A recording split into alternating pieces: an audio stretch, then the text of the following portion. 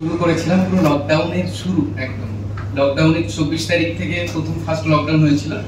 তো লকডাউন থেকে চ্যানেল শুরু করেছিলাম। মূলত মাইগ্রেন্ট যেসব মেম্বার ছিল, এই যারা বিভিন্ন জায়গায় ওয়ার্কার ছিল, যারা কাজ করতো, তাদের কথা মাথায় রেখে আমরা শুরু করেছিলাম যে অন্তত তারা বাড়ি ফিরুক, যারা বিশেষ করে বাঙালি রয়েছে। এরকম আমরা যোগাযোগ নাম্বারও দিয়েছিলাম যে আমার সঙ্গে কথা বলতে পারেন।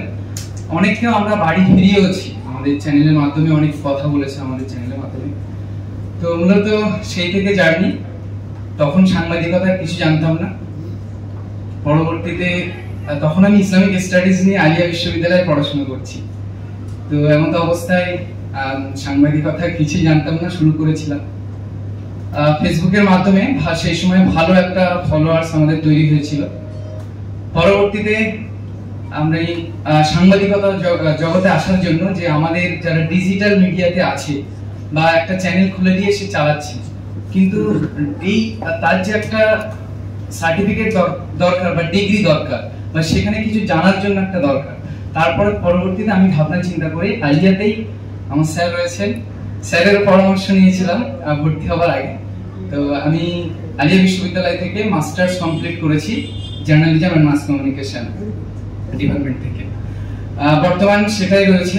আর গত পঞ্চায়েত ইলেকশনে আমি পুরো ফুল দমে পুরো ইলেকশন কভারেজ দিয়েছি এবং পশ্চিমবঙ্গের বেশ কিছু জেলাতেও আমি গিয়েছি, সেখানে থেকেছি 2-3 দিন করে একটা জায়গায় আমি থেকেছি। তো একটা অভিজ্ঞতা আমার যে পঞ্চায়েত ইলেকশনে, বিশেষ করে ভাঙড়ের অবস্থা, আমি ভাঙড় থেকে বিলং করছি, ভাঙড়ের অবস্থা খুবই ভয়ানক ছিল।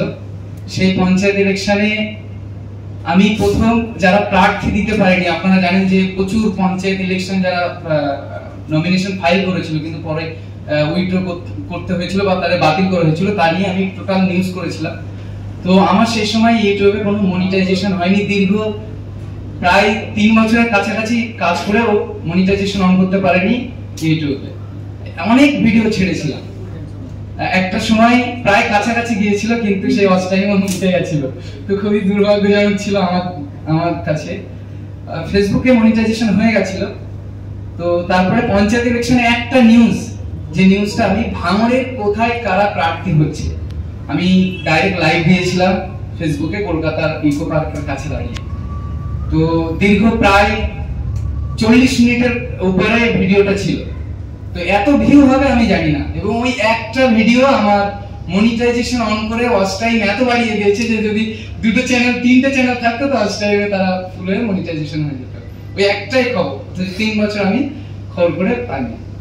তো এটা হচ্ছে। আর ওই পঞ্চায়েত ইলেকশনে আমার একটা হচ্ছে যে পঞ্চায়েত ইলেকশনটা আমি পুরো যেদিন খুবই ভয়ঙ্কর পরিস্থিতি ছিল, অনেক মারামারি হয়েছিল ভাঙড়ে, আমি পুরো একদম ফ্রন্টে দাঁড়িয়েছিলাম।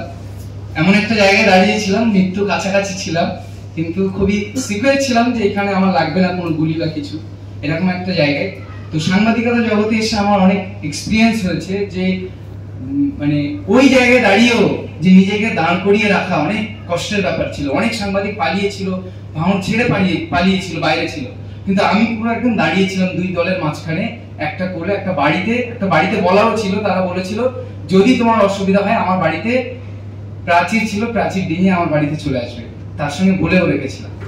তো খুবই ভয়ঙ্কর পরিস্থিতি ছিল। এমনকি অনেকে জানি না কে কোন দল করে, সাংবাদিকতা জগতে সাংবাদিকার যে এথিক্যাল গাইডলাইন আছে বা আমরা সাংবাদিক নিরপেক্ষ, এই জায়গায় দাঁড়িয়েছিলাম যে তাদেরও পক্ষ নিয়ে কথা বলেছি তা নয়, আমি সত্যটা বলেছিলাম। পঞ্চায়েত ইলেকশনে পুলিশ আমাকে মেরেছিল,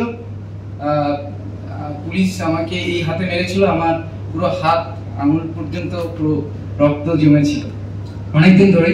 তো আমি পুলিশের বিরুদ্ধেও কিছু বলিনি, ওই পর্যন্ত ওটা চেপে দিয়েছিলাম। তো পুলিশ মেরেছিল, আমি যারা মার খাচ্ছিল তাদের দিকে ক্যামেরা করেছিলাম। তো এটাও একটা খুবই ভয়ঙ্কর পরিস্থিতি আমার কাছে। তো অনেক কিছু শিখেছি। আজকে মাস্টার্স কমপ্লিট করেছি স্যারের হাত দ্বারাই। স্যার অনেক কিছু শিখিয়েছে। স্যার আজকে আমি তারই একজন ছাত্র হিসেবে গর্ববোধ করছি তিনি আজকে এখানে এসেছেন। তো আমি বলবো সাংবাদিকতা জগৎ অনেক বড় একটা জগৎ। এই জগৎটা যদি আপনারা নিরপেক্ষতার সঙ্গে সত্যের পক্ষ দাঁড়িয়ে, মানে সাংবাদিক নিরপেক্ষ হয় না এটা আমি জানি, সে একটা না একটা পক্ষ হয়, সেটা সত্যের পক্ষ হতে পারে। কেউ মিথ্যার পক্ষে যেতে পারে, যে সেখানে বিক্রি হয়ে যেতে পারে, আর একজন সত্যের পক্ষ।